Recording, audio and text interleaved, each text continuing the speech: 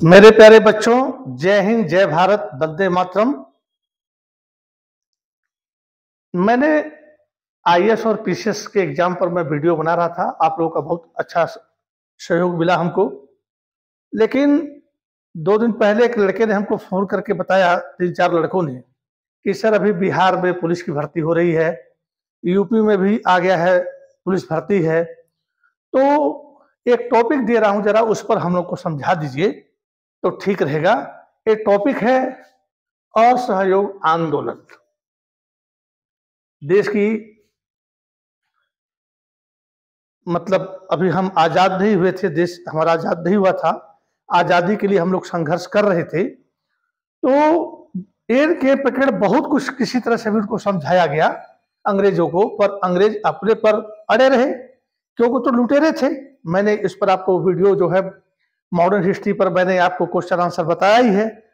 उनको हमारे भारत से कोई मतलब नहीं था, लेकिन कुछ ऐसे भी गवर्नर जनरल थे जो सुधार किए। सती प्रथा, ठगी प्रथा, बाल विवाह, ये सब मैंने आपको उसमें बताया है क्वेश्चन आंसर में।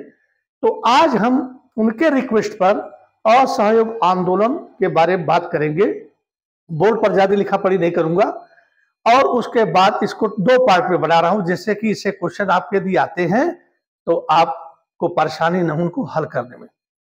असहयोग आंदोलन ये शुरू हुआ था 1 अगस्त 1920 में।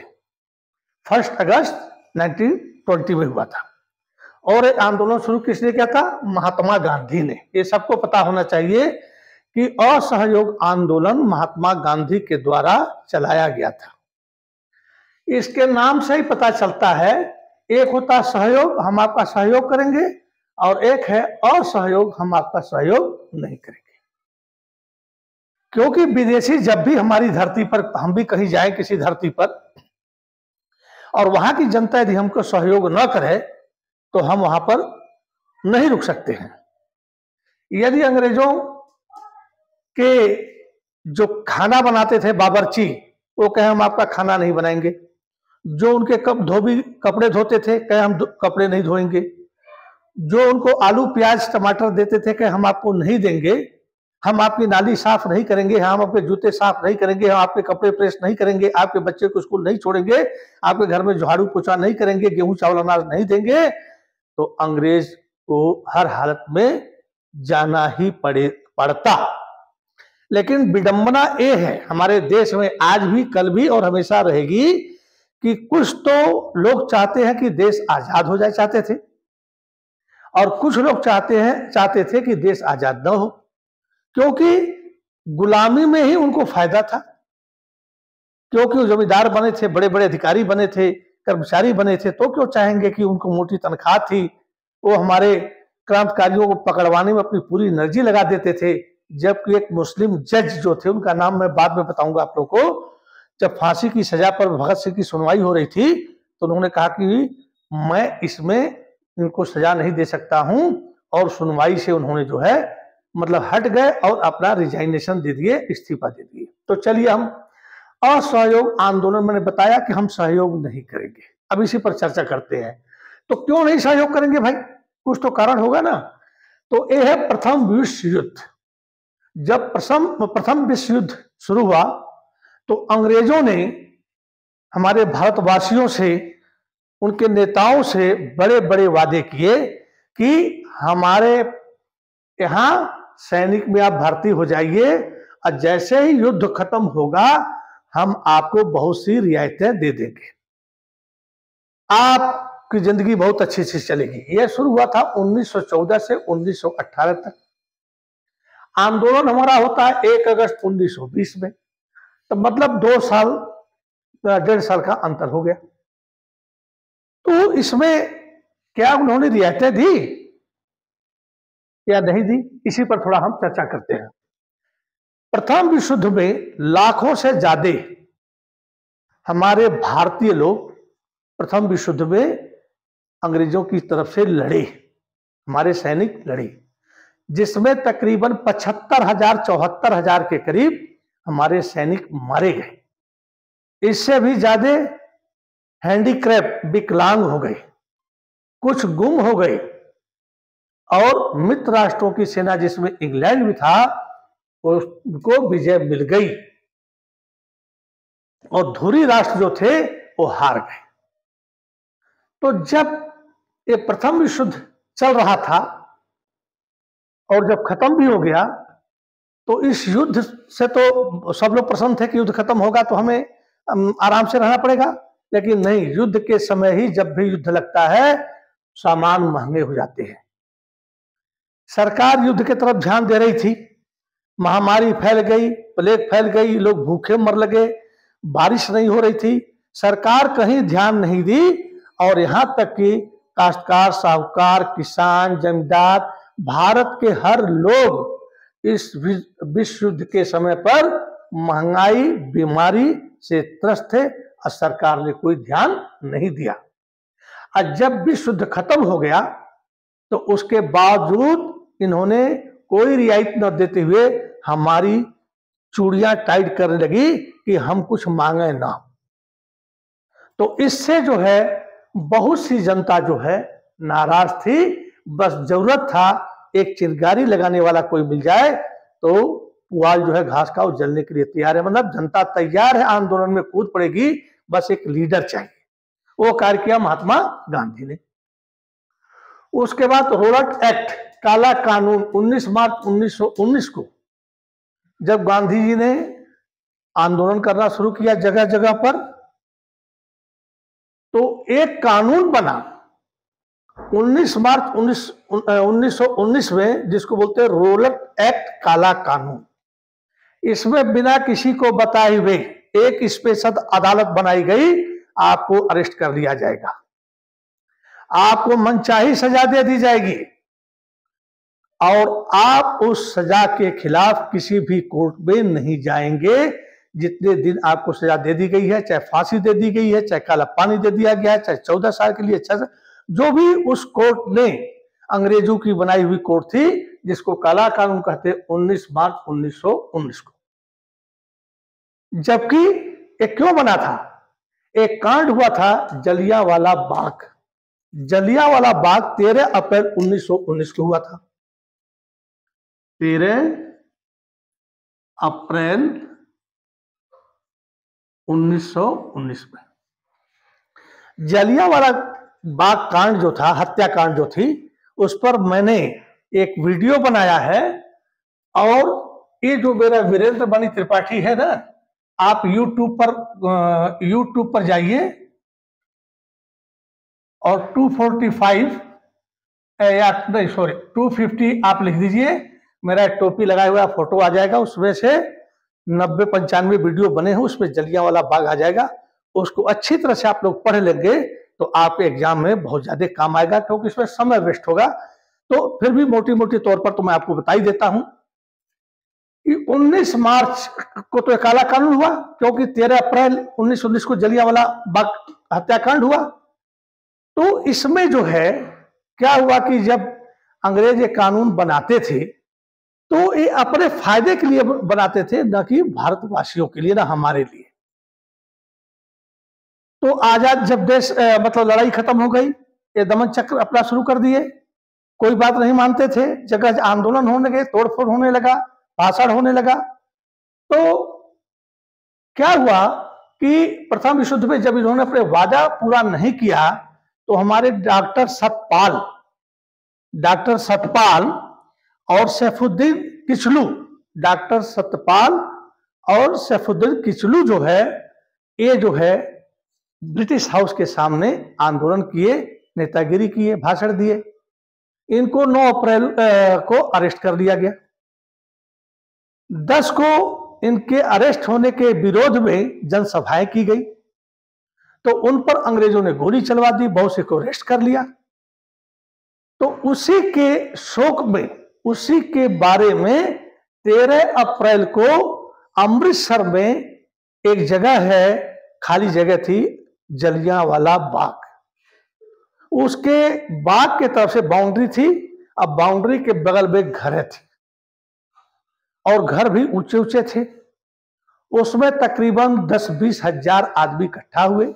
बैसाखी का दिन था, ये 13 अप्रैल आप लोग यदि पढ़े हैं तो जान लीजिए, जो लोहड़ी होती है, बैसाखी होती है, उस दिन था। बूढ़े बच्चे गरीब सब आए थे, अपने जानवर लेकर आए थे वहां पर बेचने के लिए। लेकिन वहां पर मेला भी लगा था और वहां पर भाषण शुरू हुआ इस प्रथम विश्व युद्ध में जो उन्होंने नहीं पूरा किया था, और किचलू खां और डॉक्टर सतपाल को जो अरेस्ट कर दिए थे और 10 तारीख को जो उन्होंने गोलीकांड किया था, उसके विरोध में पंजाब जल रहा था। सरकार के पास मतलब जब जैसे किचलू को और सतपाल को अरेस्ट किए और 10 अप्रैल को जनता ने वहां पर भाषण दिया पोस्ट ऑफिस के पास, तोड़फोड़ की, तो उन्होंने क्या किया, मार्शल लॉ लगा दिया। धारा 144 नहीं, मार्शल लॉ लगा दिया, जिसमें लोग इकट्ठा नहीं हो सकते थे। लेकिन शांतिपूर्वक ये जो है वहां पर ये अपना मत व्यक्त कर रहे थे और ये काम जनरल डायर को ब्रिटिश गवर्नमेंट ने सौंपा और कहा कि जाओ उस पर कंट्रोल करो। जनरल डायर आया, एक ही गेट था वहां पर गोरखा रेजिमेंट लगा दिया, मिलिट्री लगा दी, और बिना चेतावनी दिए 1650 राउंड गोलियों को फायर करा दिया। उस बाग में एक सूखा कुआं था, जब गोलियां चलने लगी तो लोग भगदड़ मच गई, और भगदड़ मचने के बाद जो है कुछ लोग कुएं में सोचे कूद जाऊं तो जान बच जाएगा, वहां तो गोली जाएगी नहीं।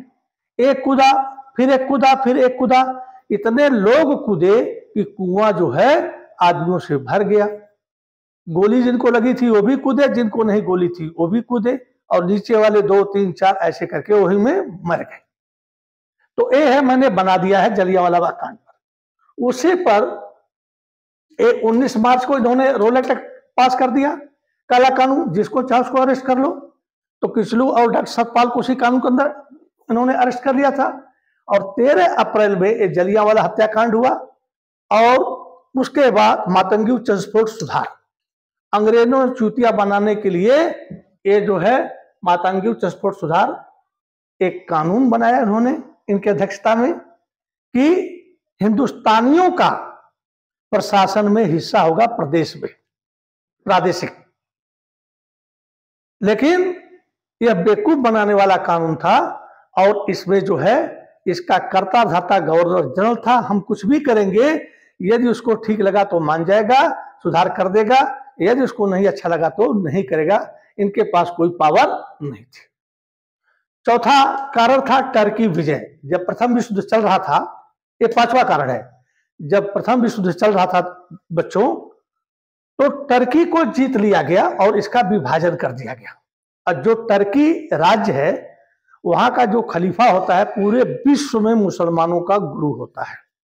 उस चाहे वो बाबर का समय पीरियड रहा हो, चाहे मोहम्मद गोरी का समय रहा हो, टर्की का सुल्तान जब तक मान्यता नहीं देता था, कोई भी कहीं का सुल्तान नहीं होता था। हमारे हिंदुस्तान के जो सुल्तान बने वो टर्की के सुल्तान से ही सनद लेते थे, वेरिफिकेशन कराते थे कि मैं यहाँ का बन रहा हूं। यदि वो कर दिया तो मान लिया जाता था, नहीं किया तो इनका खलीफा था, बहुत बड़ा संत कहा जाए या एक प्रकार से नेक्स्ट गार्ड कहा जाए, उसकी बात अकाट थी।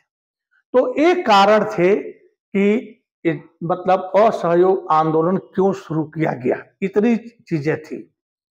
अब इसमें 1 अगस्त को गांधी जी ने यह शुरू किया।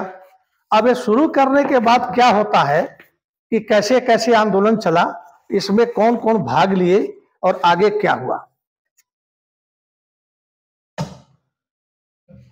1919 नवंबर में 1919 नवंबर में गांधी जी को मुसलमानों ने, खिलाफत आंदोलन के मुसलमानों ने अपने एक आंदोलन में विशेष अतिथि के रूप में आमंत्रित किया।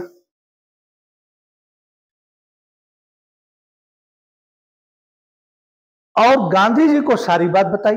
गांधी जी ने बोला ठीक है, आप जो है हम एक आंदोलन करने जा रहे हैं, असहयोग आंदोलन, उसमें जुड़िए और हमारा साथ दीजिए, और हम अंग्रेजों को एन के प्रकरण किसी भी तरीके से, यदि हमारा आंदोलन सफल हो जाता है असहयोग का, तो हमको आजादी जो है 1 साल के अंदर मिल जाएगी। तो मुसलमानों के विशेष अतिथि बने और मुसलमानों ने कहा, अली बंधु जो उनके नेता थे, उन्होंने कहा कि ठीक है, हम आपके साथ हैं, हम असहयोग आंदोलन में आपके साथ रहेंगे।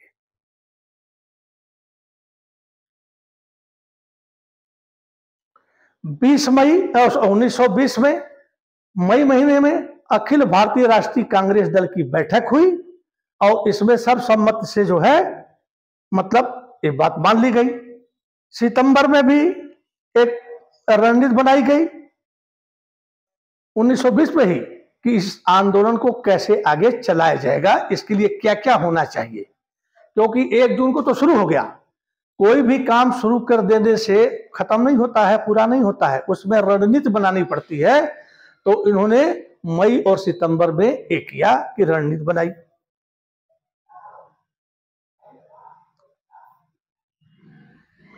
अच्छा, 22 जून को गांधी जी ने वायसराय को एक खत लिखा था, उसमें कहा था कि यदि दमनकारी सरकार को सहयोग न देना हर व्यक्ति का कर्तव्य है या अधिकार है। दमनकारी सरकार को सहयोग न देना हर व्यक्ति का कर्तव्य अब्लिक अधिकार है। लेकिन ये कुछ भी लेटर दे लो, ये अंग्रेज मानने वाले नहीं थे।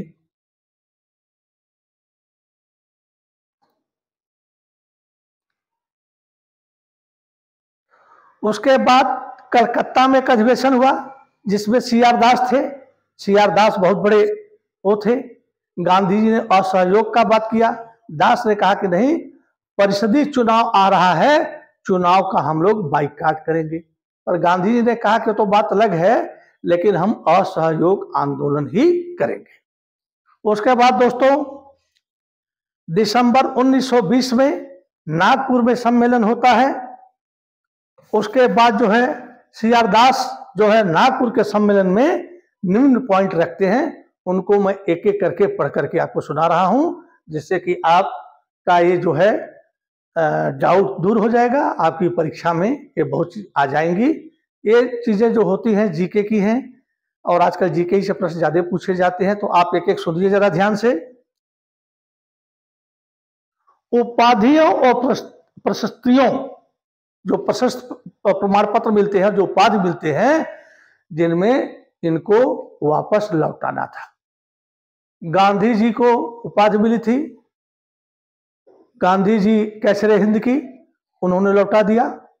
और बंगाल के रविन्द्रनाथ टैगोर नाइटहुड की उपाधि मिली थी, उन्होंने भी अंग्रेजों को लौटा दिया। क्यों कि ये जो जलियांवाला बाग हत्याकांड था, यह इतना भीभत्स था कि इसके बारे में मैंने बनाया वीडियो, देख लेना, समय बर्बाद होगा।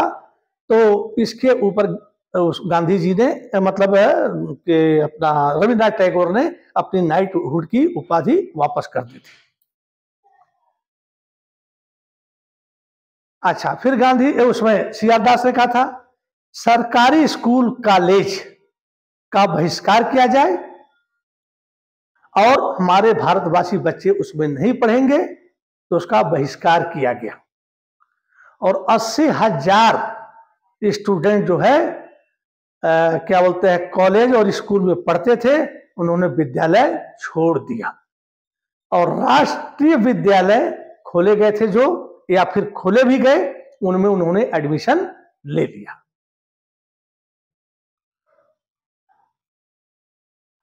अच्छा, उसके बाद कहा गया था कि जो सरकार टैक्स मांगती है, टैक्स मत दो। टैक्स जो सरकार मांगती है, जिस टैक्स से चाहे हमारी सरकार हो चाहे अंग्रेजों की सरकार हो, वो टैक्स ही एक ऐसा चीज है जिस पर जो है कोई भी आनंद करता है। अधिकारी लोग और कर्मचारी और कृषक ये सब चूस चूस करके रो रो करके टैक्स देते हैं। इनका पेट नहीं भरता, इनका मकान नहीं बनता है, और उनके पास एरोप्लेन हवाई जहाज हो जाता है और ऐशो आराम का सामान हो जाता है। कहा कि टैक्स भी मत देना, जो टैक्स नहीं होगा तो काम गड़बड़ हो जाएगा।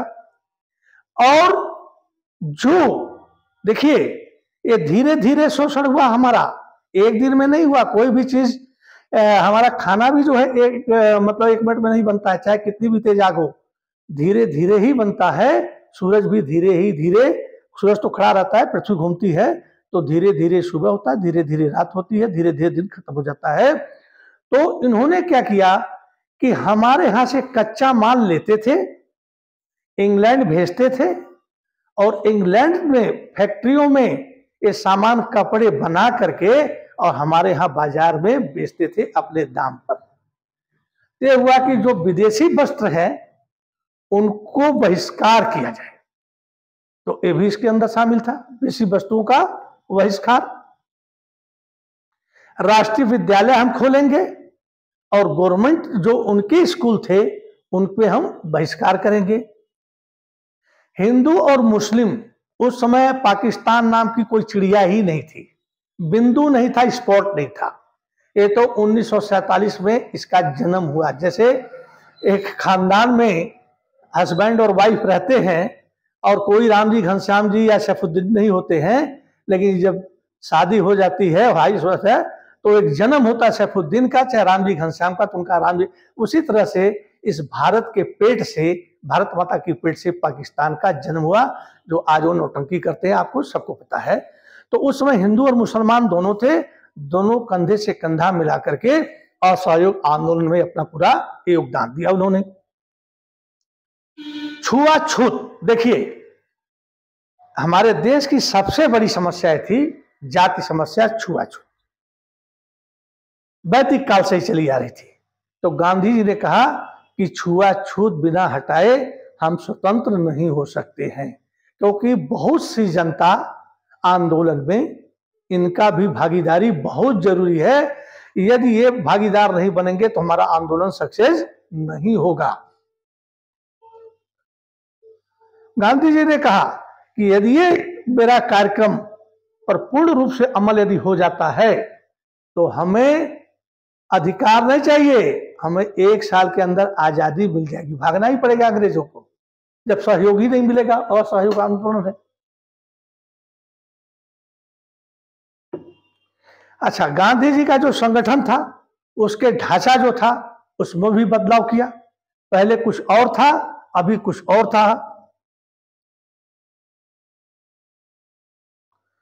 और इनका जो आंदोलन था अहिंसक था, असहयोग के साथ अहिंसक था, हिंसा नहीं करना है। क्योंकि गांधी जी इंग्लैंड में भी पढ़े थे, साउथ अफ्रीका भी गए थे, दक्षिण अफ्रीका भी गए थे। इनकी नीतियों को, इनके व्यवहार को, ये क्या कर सकते हैं सब जानते थे। तो कहे कि अहिंसक होगा। यदि हिंसक हो गया तो इनके पास, आप लोग सब जानते हैं और जो नहीं जानते वो भी सुन लें, हमारी भारतीय सेना भी साथ में थी और ब्रिटिश सेना भी थी। तो हमारे जो निहत्थे भारतवासी स्त्री पुरुष बच्चे सब लोग थे, ये गोली चलाने में कोई रोक नहीं करेंगे, क्योंकि जनरल डायर का देख लिया था कि उन्होंने बिना सूचना दिए और गोलियां चलवा दी और अनगिनत आदमी मारे गए। वैसे तो सरकारी आंकड़ा कहीं 220 कहता है, कहीं 370 कहता है, लेकिन ये सब झूठ है। हजारों लोग मारे गए, क्योंकि कहीं भाग नहीं सके। वो दीवार 10 फीट से ज्यादा ऊंची थी, किसी के पास नहीं था 10 फीट दीवार कूद जाए। यदि किसी ने कोशिश किया, स्लिप करके गिर गया, तो दूसरे आदमी ने उस गिरे हुए आदमी के ऊपर पैर रखकर अपनी जान बचाने के लिए कूदने की कोशिश की। और गेट की तरफ जाते हैं तो वहां स्टैंड गन लगा हुआ, फायर हो रहा है और गोरखा रेजिमेंट अपने राइफल से फायर कर रही है। तो गेट की तरफ तो जाने का कोई सवाल नहीं। और दुधमुहे बच्चे तक को गोली लगा, क्योंकि लोग अपने छोटे बच्चे को भी मेला दिखाने के लिए लाए थे। और जब आए थे तो वहां एक कार्यक्रम देखकर स्तब्ध रह गए और सुनने में खड़े हो गए। तब तक जो है ये कांड हो गया।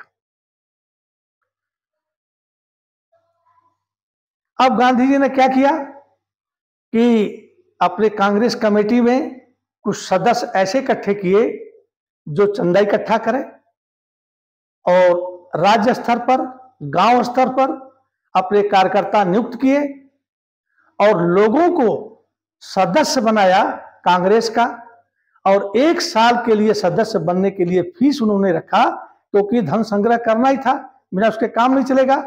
तो 4 आने मतलब 25 पैसे प्रति व्यक्ति 1 साल के लिए चंदा दे करके 1 साल के लिए वो कांग्रेस असहयोग आंदोलन की सदस्यता ग्रहण कर सकता था। जनवरी 1921, अब देखिए जनवरी 1921 में ये आंदोलन पूरे भारतवर्ष में बड़ी तेजी से फैल गया। मतलब गांव गांव, शहर शहर, कस्बा कस्बा, नदी नाला, जहां भी था इनके कार्यकर्ता जाकर के और गांधी जी की नीतियों को बताते थे और सदस्य बनाते थे। और यह जनवरी 1921 में पूरे भारत में फैल गया, पर मद्रास इससे थोड़ा अछूता रहा। मद्रास में इसका असर कम रहा। उसके बाद गांधी जी खिलाफत नेता अली बंधुओं के साथ पूरे भारत के भ्रमण किए, सभाएं की, लोगों को समझाया।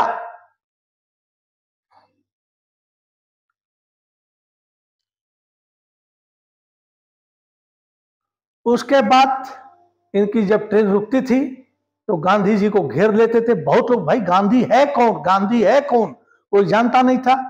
टीवी थी नहीं, मोबाइल था नहीं, गांधी जी आ रहे हैं। पहले से ही हजारों, 20 हजारों, 50 की भीड़ हो जाती थी। गांधी जी कहते थे आप लोग विदेशी चीजों का बहिष्कार कीजिए। उसके बाद नशा को भी बहिष्कार कीजिए, ताड़ी का भी बहिष्कार कीजिए, क्योंकि ताड़ी उतारने बाद अंग्रेजों को टैक्स मिलता है।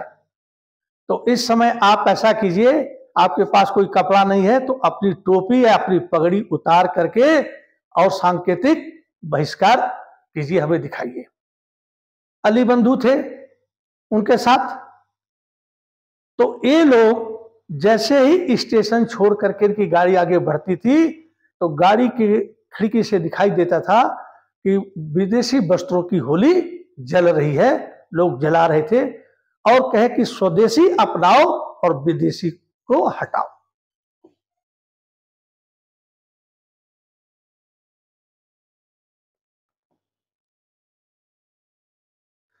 इस पहले महीने में 90,000 लड़कों ने सरकारी स्कूल से अपना नाता तोड़ दिया।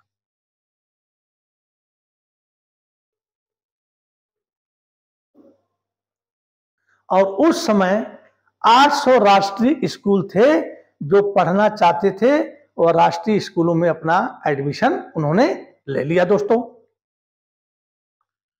अच्छा, शिक्षा का जो बहिष्कार था, स्कूल का जो बहिष्कार था, बंगाल 1 नंबर पर था।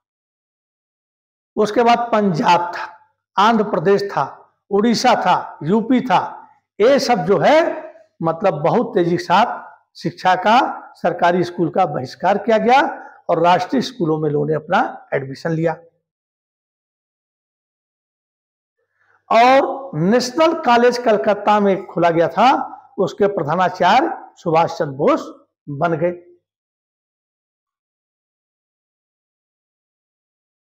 अच्छा, उसके बाद बड़े पैमाने पर वकीलों ने, इन्होंने कहा था कि वकील साहब लोग भी कार्य बहिष्कार कर दें, आंदोलन में जुड़ जाएं। तो बहुत से वकीलों ने ज्यादा संख्या में अदालत का बहिष्कार नहीं किया। पर इसमें जो वकील हैं उनका मैं नाम बता रहा हूं। जाने माने वकील मोतीलाल नेहरू, जवाहरलाल नेहरू, CR दास, MR जयकर, आसफ अब्दुल्ला पटेल, इन्होंने वकालत छोड़ दी। इनको छोड़ने से जनता के मनोदशा पर बहुत बड़ा प्रभाव पड़ा कि हम भी अंग्रेजों की चीजों को छोड़ेंगे और उनके चीजों को इस्तेमाल नहीं करेंगे। क्योंकि हमारा लीडर जब ये करता है तो उसके साथ उसकी जो सेना होती है या जनता होती है उसी का अनुसरण करती है।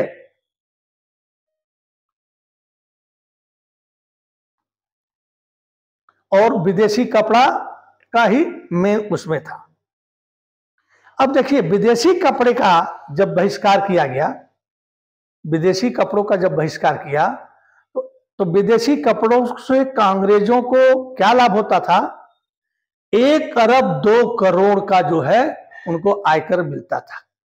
1 अरब उस जमाने में दोस्तों, 1 अरब 2 करोड़, क्योंकि इन्होंने हमारे काश्तकारों के अंगूठे कटवा दिए।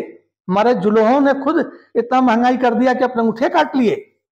हम कपड़ा नहीं बुन सकते हैं, एक कच्चा माल ले गए, इस पर हम वीडियो बनाएंगे, हर जगह पर वीडियो बनाएंगे, मेरा काम ही है वीडियो बनाना। लेकिन आपसे मेरा रिक्वेस्ट है कि इस वीडियो को जो सब्सक्राइब नहीं किए हैं, जो आपसे व्हाट्सएप से जुड़े हैं, वो ग्रुप में मत भेजिए, एक एक के नाम पर भेजिए, वो भी देखें, जुड़ें और इस परीक्षा में बैठें। जो जितना ध्यान से इस वीडियो को देखेंगे, किताबों को पढ़ेंगे, वह परीक्षा में गारंटी के साथ सक्सेस होंगे और उनका जो है जीवन सुधर जाएगा। और जो अपने पढ़े लिए दूसरे को नहीं करेंगे, स्वार्थी आदमी का तो भगवान भी मदद नहीं करता भाई, सेल्फिश को तो आप भी नहीं मदद करोगे। तो आप उसमें कुछ नहीं, व्हाट्सएप पर आपके जो दोस्त है उसमें फट से डालिए और उसके बाद पोस्ट कर दीजिए, वो भी पढ़ेंगे, उनका भी कल्याण होगा।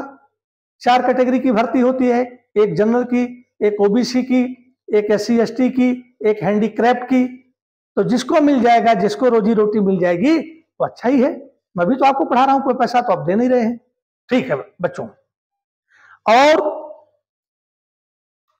अब जब ये जो है 57 करोड़ की ही इनकी आमदनी रह गई, तो ये आंदोलन चलता रहा, असहयोग आंदोलन, अंग्रेज परेशान हो गए तो भारत के हर कोने कोने में। लेकिन कोई भी कैसे भी चले, एक दिन उसका अंत होना है। तो अंत की कहानी मैं कल सुनाऊंगा, वीडियो लंबा हो जाएगा। और अंत एक घटना ऐसी घटी, गोरखपुर से 26 किलोमीटर दूर एक चौरी चौरा कस्बा है, वहां पर एक दरोगा 22 पुलिस कर्मियों को वहां की जनता ने थाने के अंदर मतलब आग लगा करके जला दिया। और इसी पर गांधी जी बरदोली में थे, उन्होंने आंदोलन को वापस ले लिया। तो कल के वीडियो में आप चलेंगे, इसको आपसे ध्यान पढ़िए। जिनको जो भी डाउट है तुरंत आप हमारे इसी पर कमेंट्स में कर करके पूछें, जिससे कि मैं आपकी शंका को दूर कर सकूं और आपको बढ़िया से बढ़िया ज्ञान दे सकूं।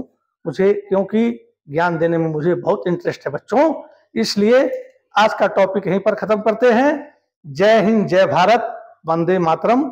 हंसिए, मस्त रहिए, पढ़ाई को कभी लोड मत समझिए। जैसे मोबाइल में कोई चीज आपको सीखना पड़ता है, फोटो एडिट करना, ये सब करना, आप बड़े ध्यान से सीखते हैं। लेक्चर आपके सामने है, हमने आपको बता दिया, आपके मोबाइल में जा चुका है, उसको बस पढ़ते रहिए। Thank you.